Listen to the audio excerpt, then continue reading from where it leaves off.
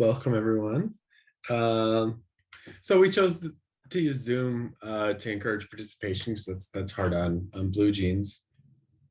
And we've been inspired by the rich discussion that has transpired over the last few sessions and wanted to ensure maximum space for everyone's contributions. So just a quick reminder, you can ask questions in the chat or you can just raise your hand. There's a raise hand button. Keep your microphone muted if you're not speaking. Although this is a small group, so it might not be too bad. And then make sure that your name is displayed in the list. I think everyone's got that. So I think that's it. Elizabeth, I'm going to hand over to you. You're doing the presentation, right? Am I right? That's correct. I'll go ahead and get started if we're all set to go. I think so. Perfect. Well, welcome everyone. Thank you so much for choosing to join us here at our virtual table today. My name is Elizabeth Modolinia, and I'm an associate at Environmental Incentives. I have been managing the monitoring, evaluation, and learning processes of the SWS partnership for just a little over a year now. Cliff Nyaga is also here presenting with us today, who you may have seen in some of our other closeout event sessions. Cliff is a wash systems researcher with the University of Oxford and the director of FundyFix, a Kenya-based organization that provides rural communities with sustainable water supply infrastructure and repairs. Just as a quick reminder, each World Cafe session lasts for 20 minutes. So for the first 10 minutes of this session, Cliff and I will introduce you to one of the key tools we used across the SWS partnership and present some examples from our work in Kenya. We'll have a time at the end for a quick Q&A session for the last 10 minutes. And please feel free to use the chat throughout the presentation and add questions or comments. So I'll go ahead. So SWS used two complementary methods to measure different aspects of systems change: sustainability scorecards and outcome mapping. Today, we're going to be focusing on outcome mapping. While the sustainability scorecards were used to provide annual high-level assessments that contributed to sustainable service delivery, outcome mapping helped us capture the more granular and ongoing changes. Outcome mapping is a tool for tracking targeted changes in the behaviors of stakeholders in a system by keeping a journal or field diary in which we record the small and big changes that are observed through regular project interactions. SWS used outcome mapping to monitor the project's progress in influencing the decisions and behaviors of local people and organizations involved in service delivery. So projects, activities, inputs, and outputs are very much within our sphere of control. We have some influence over the people that we work with directly, and we're concerned about the people who stand to benefit from a project. But as we move further right, the direct influence of a project decreases. Outcome mapping is concerned with this middle piece that is downstream from a project's activities, but upstream from the longer-term socioeconomic, environmental, or political impacts that we hope to see, where we can say with some confidence that the changes we're observing originated from an intervention. So SWS built and facilitated groups of stakeholders in each of our geographies. We decided to use these coalitions as our unit of analysis for outcome mapping. The first step in our process was to develop a vision statement for each coalition with our implementing partners, and this is known as the outcome challenge in outcome mapping parlance. The vision describes how the behaviors of your direct partners will change if the project is successful. And this could be something like the county government using a unified reporting system to inform policy and budget decisions, or maybe communities regularly paying for preventive maintenance. The next step was to develop progress markers or mini indicators that represent the information that you can gather to monitor achievements towards your vision. And they're framed in terms of who is doing what differently, rather than simple yes or no questions. And together, they all tell a story of change. From the early progress we can expect to see, such as coalition members just regularly attending meetings or sending high-level representatives from their institutions, and actively participating in discussions, to those changes that signal a deep transformation, such as coalition members actually influencing government discussions on the sustainability of their water supply services. So we developed indicators along this progression of things that we expect to see, things that we would like to see, and things that we would love to see. And we then overlaid a scoring system to add a quantitative aspect for the purpose of performance reporting. And this is what the low and medium badges on the right-hand side of your screen represent. And when it comes time to report on this indicator, our implementing partners provide a low, medium, or high score for each progress marker, and a qualitative description of changes that were observed and how SWS may have contributed to those changes. Implementing partners often reference their journal entries and occasionally included quantitative metrics to help substantiate those scores. And at the end of the reporting process, we'd use these low, medium, and high scores to calculate the numerical average score of all of the progress markers in each form, with 1 being low and 3 being high.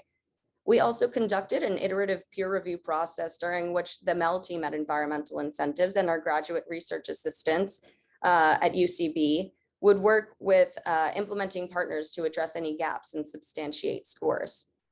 So now I'll go ahead and hand it over to Cliff, who will be able to tell us a little bit more about his experience reporting for Katowice County in Kenya. Thanks, Elizabeth. So we applied the outcome mapping measurement approach to Katowice County, where SWS was supporting a local coalition drawn from government, NGOs, private sector communities, and even academia that met quarterly to deliberate sector issues. So for Katowice, we had sector vision for the coalition that we were working towards. And then we, through the outcome mapping process, we developed up to 9 micro level indicators that we wanted to observe and monitor to see if there were changes. So, and I expect to see, so one of the things that we expected to see was that county government develops a clearly structured and thematic agendas for meetings that elicit meaningful engagement from all stakeholders. So for this progress marker, when we started, the early score that we rated was low, but over time we saw the progress marker progress to medium and then to high. We tracked this progress marker by observing and documenting discussions at the local coalition. That included local meetings, so the quarterly meetings of the WASH Forum. We also observed the structure of discussions, to an extent the quality of discussions, and also basically engaging with government in day-to-day meetings and deliberations around the future of the sector and their strategies. So some of the reasons why we rated the last progress marker high was the fact that within the WASH coalition, we had observed that the meeting had moved from an haphazard meeting structure to a much more structured and organized flow of discussions. So they had a standard meeting agenda that clearly outlined the areas of focus. We also saw the WASH coalition expand from primarily a few organizations in the early days to embrace education and health sectors, which is key because of Schools WASH and also the fact that government, the local coalition or the local government is also responsible for service delivery to institutions.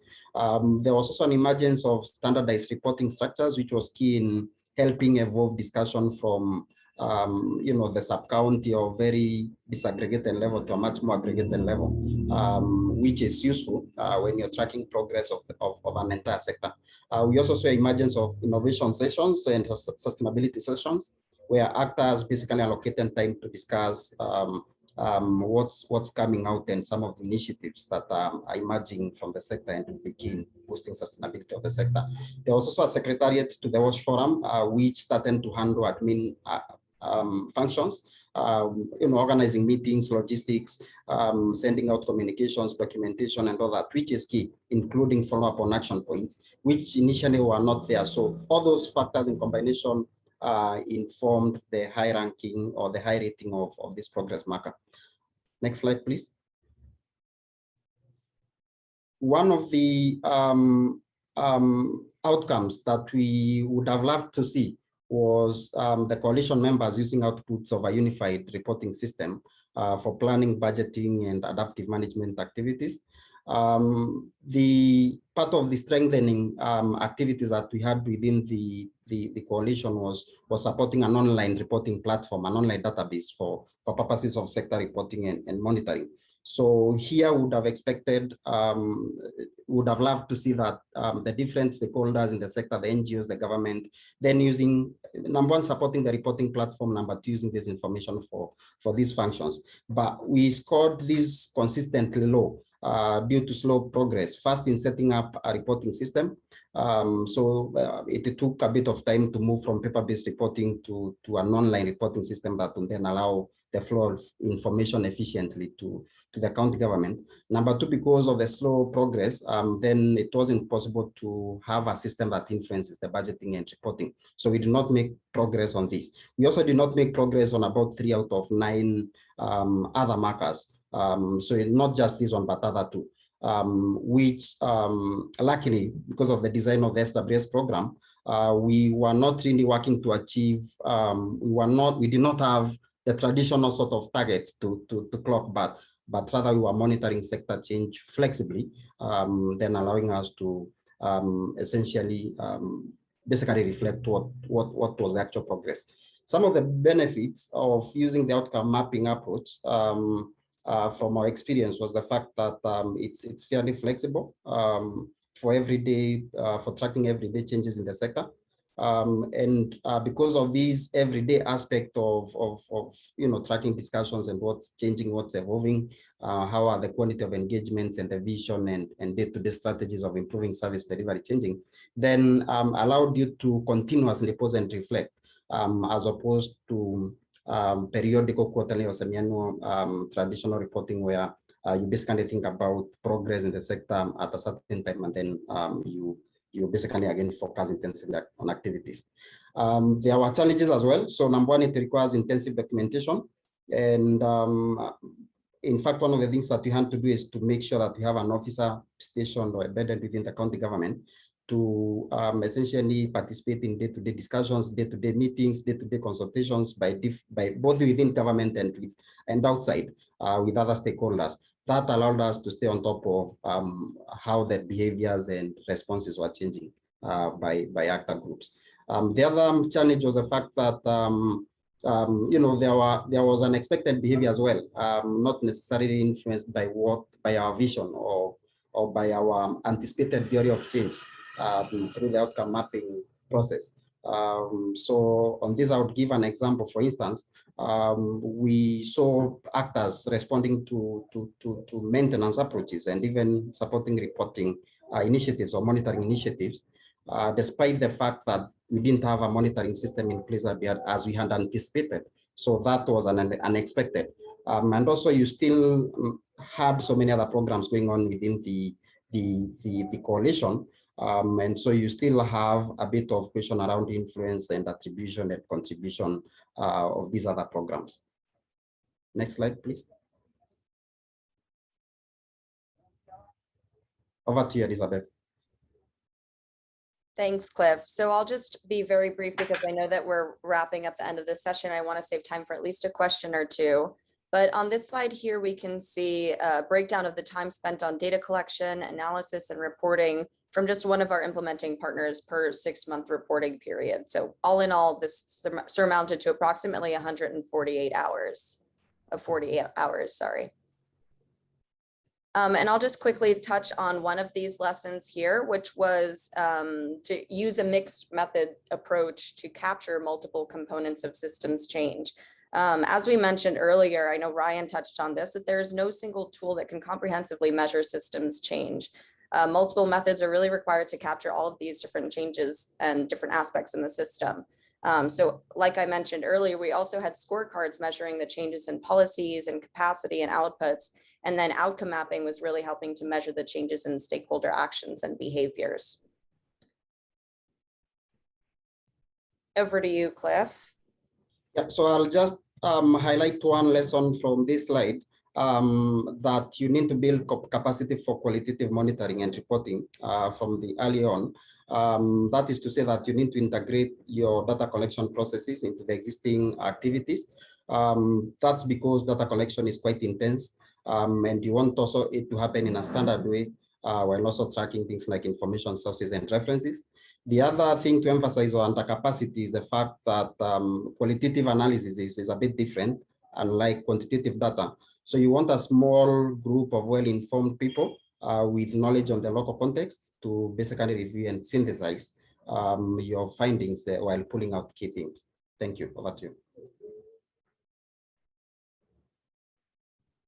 Thank you. So here are a couple of our products. We have Measuring Systems Change and Wash Programming, a great research report that provides information about both sustainability, sustainable scorecards and the outcome mapping methods. And then we have a Nuance and Numbers blog that describes the monitoring incremental change for sustainable wash systems. And now I know that we just have a few minutes, but we can go ahead and take Q&A. If there are any questions or comments in the chat, feel free to speak up and just unmute yourself if you have any questions as well. I do see that we have one question in the chat here. Is there a key set of documents that would serve as field guides or comparable for outcome mapping to use in practitioner programs? Cliff, I might hand this over to you. In your experience, did you notice or did you use any sets of documents that would help serve as field guides? Yeah, thanks for that question. So, I mean, from my experience, this is a fairly new approach, I think. And the knowledge, information, or documents I would refer participants to is the output of the SWS program overall. I think we have a knowledge product on the last slide. If you can show that, Elizabeth. I've got some quick thoughts here too. The outcome mapping, when we were setting this up, we were drawing on the work of the outcome mapping community practice. And we actually did some training. I'll try and remember back.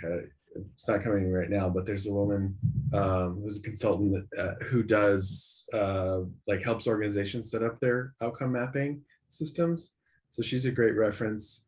And then we've written up here. I have it open to the link to the knowledge product that describes outcome mapping and likelihood of sustainability scorecards. So I think those are your best practical uses. And I'll note that the community of practice has a great forum that's really active. So you can go on there and you can say, I kind of want to do this, but I feel like this or this isn't going to work. And within a day or two, you'll get somebody that will respond and with some suggestions. So I highly recommend checking that out or talking to our team.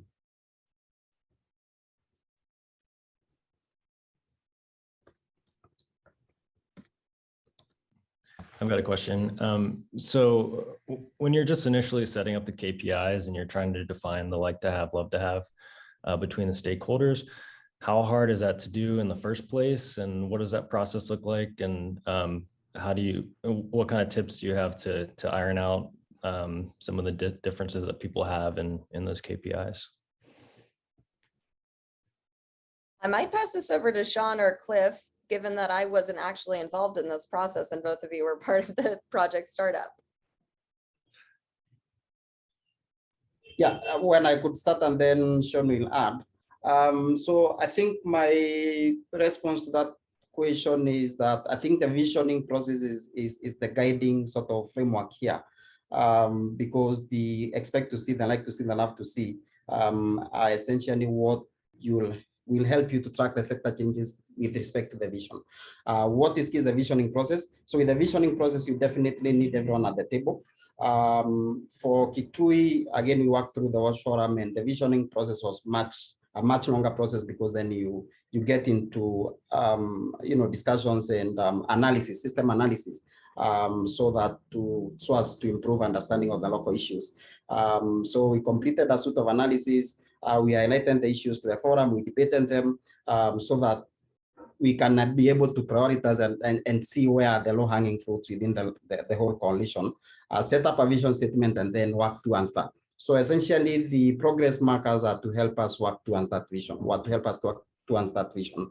But more as more of an internal monitoring tool. I don't know if that makes sense. I guess the starting point is the visioning process, which should bring everyone on board, should be informed by evidence. You should conduct a suite of analysis to basically improve understanding of the issues so that you set up the right vision, you work towards the right vision.